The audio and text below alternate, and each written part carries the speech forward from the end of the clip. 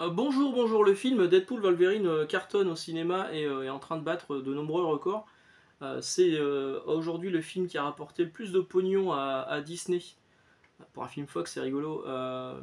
Depuis la sortie de Spider-Man No Way Home, hein, il y a eu quelques films entre deux, mais qui n'ont jamais autant marché que Spider-Man No Way Home. Mais là, celui-ci, il est bien parti pour atteindre le niveau de No Way Home, voire le dépasser. On a dépassé le milliard en fait de recettes. Bravo.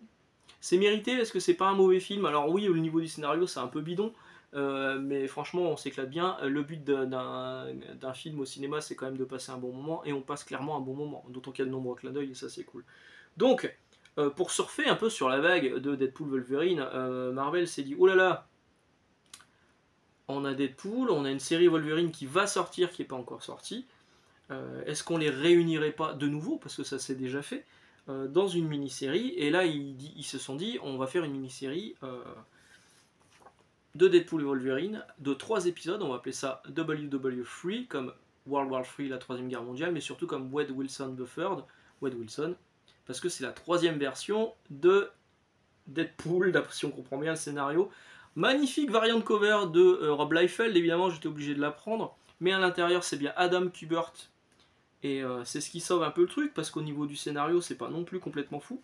Il y a beaucoup de pages comme ça dans les 3 numéros qui composent la mini-série, voilà, beaucoup de pages comme ça en vertical, c'est plutôt sympathique. Donc le postulat de départ c'est que Wolverine pourchasse un mutant, ce qui est un mec qui est censé être un mutant, et tombe sur Deadpool qui est en train de lui fracasser la tronche. Ils vont combattre donc ce mec qui est assez puissant tous les deux.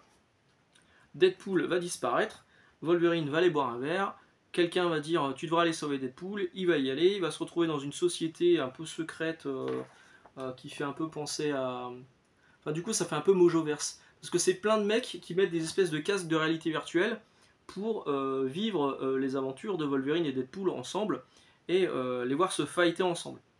Et donc ça m'a fait un peu penser à Mojo, vous savez, qu'il y avait cette terre parallèle, ce monde parallèle, cette dimension parallèle, pardon, je vais y arriver, euh, où tout était régi par la télévision, par l'audimat, etc. Il a créé Longshot, il y a eu les X-Babies, enfin ça m'a fait penser un peu à ça.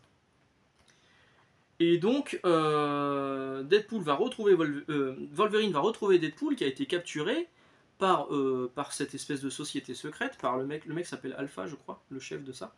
Et Deadpool, il est différent, voilà, il a une espèce de casque un peu pourri, qui m'a fait penser à... comment ça s'appelait, l'orpheline, enfin c'était un personnage d'X-Men qui ressemblait à un gros œuf, qui avait pareil, en fait c'était un gros œuf, donc une espèce de gros casque géant en forme d'œuf, et qui avait des trucs comme ça, qui avait des yeux comme ça dessinés dessus, ça m'a fait penser un peu à ça, bon bref c'est un peu pourri. Donc Deadpool change un peu de costume, et il va y avoir bagarre, pouf, bagarre. Dans le deuxième numéro, qui est là, bah, le costume de Deadpool comme ça vous le verrez jamais, vous le verrez tout le temps avec son casque. Deadpool a accepté, euh, en fait on lui a proposé de le guérir de son cancer. Il y a évidemment Guy Chouroche, euh, mais sous prétexte de participer à ce truc là. Donc le voilà qui combat Wolverine. Et évidemment, ils vont finir par s'allier ensemble. Alors, cette espèce de personnage là complètement pourri qui téléporte les gens avec une bouche géante, c'est ridicule. J'ai trouvé ça complètement naze. Et donc, il y a vraiment des pages qui sont très très jolies de Adam Kubert. La relation entre Deadpool et Wolverine va plutôt évoluer. Donc, je vous ai dit, il y a des pages comme ça qui sont en vertical. C'est un peu chiant à lire, mais bon, ça change un petit peu. Et il y aura évidemment une grosse menace supplémentaire qui va débarquer, qui va se débarrasser d'un des deux. Euh, mais comme ils ont des facteurs... Franchement, on va pousser le facteur auto-guérisseur des deux, mais à leur dernière limite. Ça, c'est plutôt intéressant. Ça, c'est le numéro 3 que vous avez là. Avec Deadpool, il est coupé en deux. Avec un Wolverine au milieu. La couverture est vraiment sympa. Elle est vraiment jolie. Euh, Et puis voilà, ça va se terminer connement, sur une fin plus ou moins ouverte. Il y a des pages qui sont incroyables, mais je peux pas trop vous les montrer, sinon ça spoilerait, mais elles sont vraiment ma boule. Si vous allez sur le compte Instagram d'Adam Kubert, vous allez voir ces pages, parce que lui-même a dit qu'il s'était éclaté à les faire, je comprends. Je vais juste vous montrer la dernière page, elle spoil rien du tout. Et donc ça se finit sur une fin un peu ouverte. On sent qu'il pourrait y avoir éventuellement une suite s'ils ont envie, Mais est-ce que nous, on a vraiment envie de lire une suite de ce Deadpool Wolverine scénarisé par Joe Kelly? Alors Joe Kelly, c'est un scénariste qui a beaucoup œuvré pour Deadpool, hein, qui lui a donné ce côté, ce bagou, cet humour caustique et ce pétage de quatrième mur. Et lui, il a souvent fait des mini-séries pour Deadpool et ça a franchement bien marché.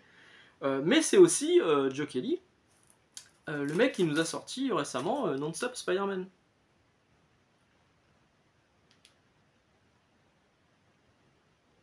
Et malheureusement, on est plus au niveau du Non-Stop Spider-Man que des premières mini-séries Deadpool. Au niveau du scénario, Non-Stop Spider-Man, ça démarre bien. Hein. Alors, c'est une série Spider-Man non-stop qui s'arrête au numéro 5. Dessinée par Chris Bachalo, c'est surtout Chris Bachalo qui sauve le truc parce qu'au niveau du scénario, c'était clairement pas fou.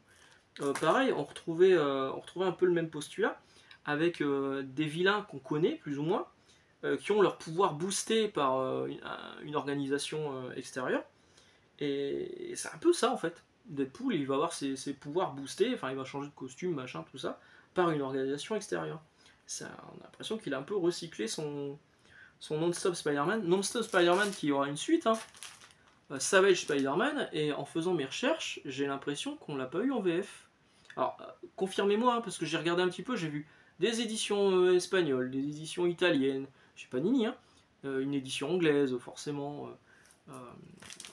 Mais j'ai pas vu d'édition française. Alors qu'à la fin, clairement, Non-Stop Spider-Man, la fin, c'est une page qui dit la suite dans Savage Spider-Man. Vous n'avez pas la fin de la série Non-Stop Spider-Man. La fin de l'histoire, elle est dans Savage Spider-Man. Est-ce qu'on l'a eu en VF? Franchement, je me demande. Regardez, même sur le numéro 5, c'est écrit. Hein. The Non-Stop Conclusion. Et donc, c'est du niveau Non-Stop Spider-Man.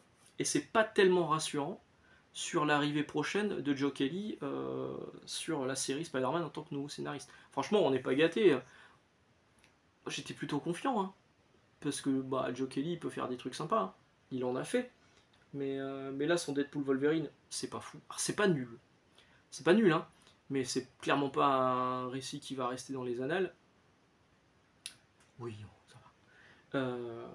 De toute façon, vous verrez. Ça sort le 3 décembre en VF chez Panini, donc sans doute mal traduit.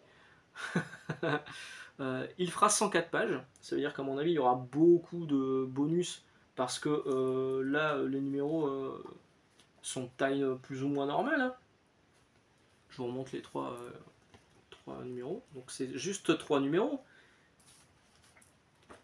Mais il y a une foultitude de variantes cover, donc je pense que c'est ça ce qu'on va voir dans les bonus, puis peut-être quelques crayonnés d'Adam Kubert, parce que franchement ça mérite. Donc il fera 104 pages pour la version française, ce qui est bizarre parce que le trade paperback américain fait 112 pages.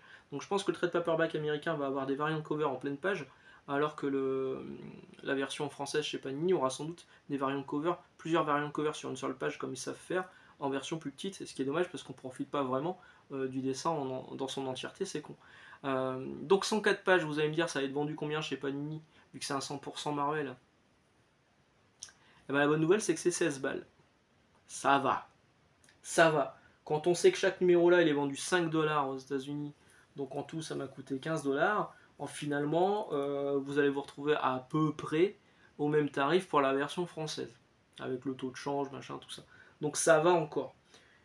Voilà, on en reparlera quand ça sortira, mais cette vidéo sera déjà là pour vous dire ce que moi j'en ai pensé, à savoir que c'est une histoire plutôt bien dessinée, mais clairement pas folle au niveau du scénario, et qui en plus de ça laisse une fin ouverte. Et du coup, ça ouvre une porte aussi sur est-ce qu'il y a eu Savage Spider-Man en français? Je me pose la question. Voilà. Bon, j'espère que ça vous a intéressé quand même, mine de rien, parce que c'est quand même deux personnages qui sont très très cool, qui ensemble, il y a plutôt une alchimie qui fonctionne bien. Joe Kelly sait trouver les mots dans les personnages. En fait, les dialogues sont sympas, c'est vraiment le scénario en fond, en fait, le prétexte qui est pour moi pas très bien trouvé. Voilà. Excellente journée, excellente lecture. On se retrouve dimanche. Et puis cette semaine, qu'est-ce que c'est que cette semaine? Mardi, un Cyberforce un peu décevant. Aujourd'hui, un Deadpool Wolverine un peu décevant. Qu'est-ce que ça va donner la semaine prochaine? Est-ce qu'on a hâte? Je ne sais pas. Allez, à dimanche. Ciao.